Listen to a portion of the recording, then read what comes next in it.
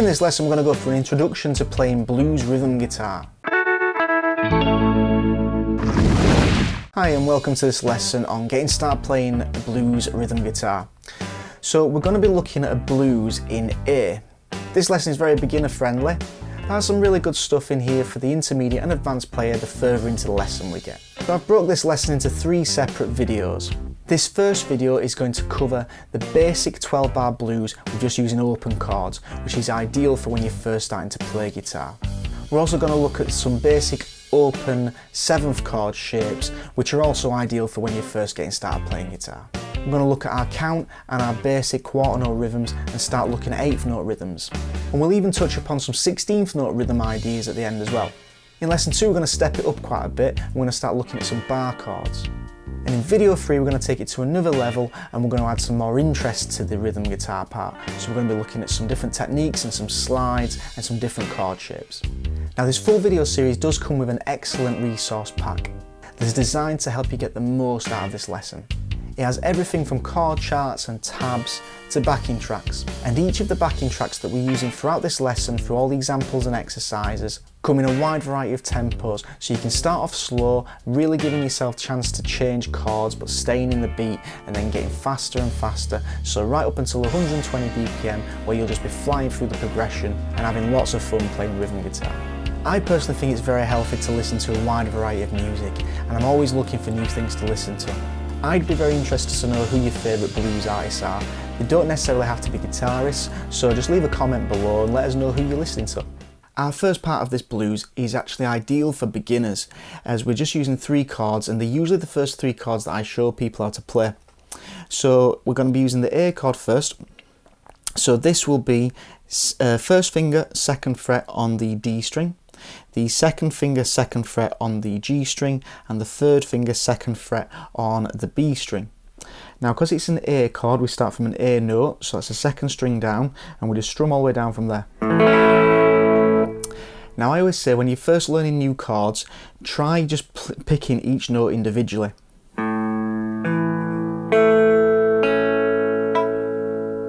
Now you notice there, my last note, I didn't get that sounding out properly. So that's a good hint for me, which is why I tell people to play the notes individually, that I'm not fretting those notes right. So that usually means that there's a part of your hand covering that note that I needed to get ringing out. So that's how it should sound. So I'll try that again, and now I've adjusted my hand position so there's a bit more of an arch on my fingers. So now if I try it, sounds much better. Once I can do that, that means I'm ready to strum the chord. The second chord we're going to look at is the D chord.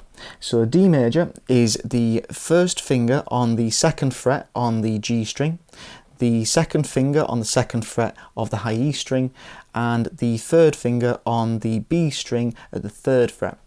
Now this time it's a D chord, so we strum from a D position, so D note is the 3rd string down, you strum all the way down from there.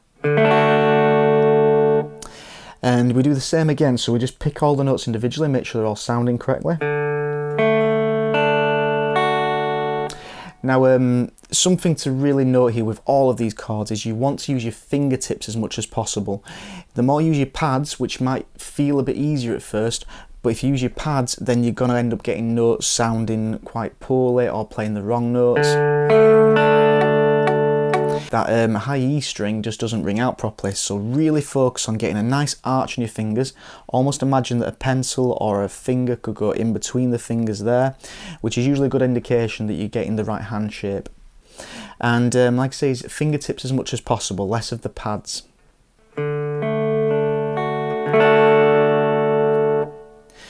Now the 3rd chord we're going to look at is the E major chord. So the E chord starts with 1st finger on the G string at the 1st fret, the 2nd finger on the 2nd fret of the A string, and the 3rd finger on the 2nd fret of the D string.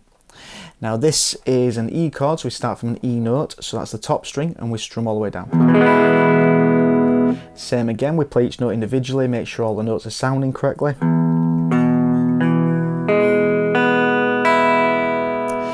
I like to have a thumb over the top approach. Classical guitarists tend to use more of the thumb behind, which both have their merits and they're both good. But with electric guitar with a smaller neck, with a thinner fretboard, you tend to find that a thumb over the top usually is okay. So that's our 3 chords. So at first I would say just get used to the chord shapes, even if you just have to strum around with one of those chords. Just really get used to each chord individually. The more times you spend on those chords, the more comfortable you're going to feel with the shapes. Experiment, just try putting the 3 chords together. You sometimes find you make up some nice little tunes. The more time you spend going between these chords in whatever order you can think of, the easier it's going to get and more comfortable you're going to get with these chords.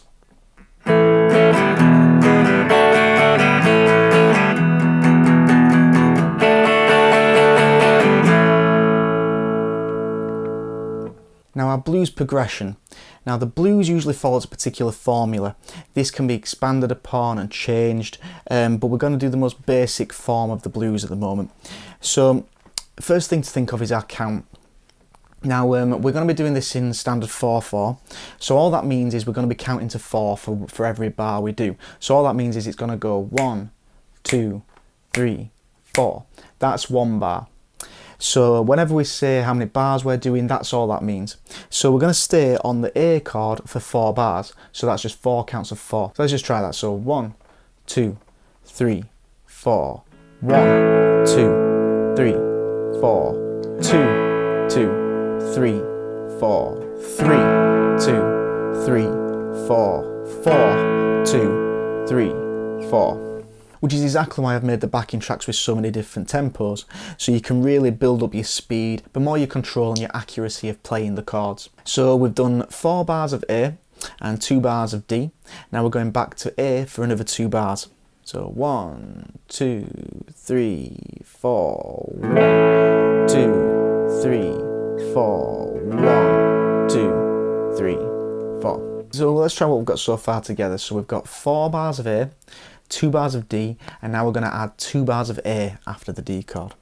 So 1, 2, 3, 4, 1, 2, 3, 4, 1, 2, 3, 4, 1, 2, 3, 4, 1, 2, 3 to D chord, 1, 2, 3, 4, 1, 2, 3 back to A, 1, 2, 3, 4, 1, 2, 3, 4. So it's not too bad, like I say, it's just really working on getting those chord changes so you're getting your fingers in the right places and all the notes are still ringing through properly. Now this is where the blues usually gets a little bit trickier because the chord change is going to come at you a bit quicker. So now we're going to do 1 bar of E, 1 bar of D, 1 bar of A, and then 1 bar of E. So there's quite a few chord changes there coming at you quite quick, which is exactly why the backing track starts slow, so you can really take your time at getting the chord changes correct and then gradually work up your speed. So let's do those last 4 bars. So E first of all, 1, 2, 3, 4, E, 2, 3, 4 to D, 2, 3, 4 to A, 2, 3, 4, E, 2, 3, 4. And then we basically just have to put that all together. So remember, it's 4 bars of A, 2 bars of D, 2 bars of A again, then 1 bar of E, 1 bar of D, 1 bar of A, and then 1 bar of E.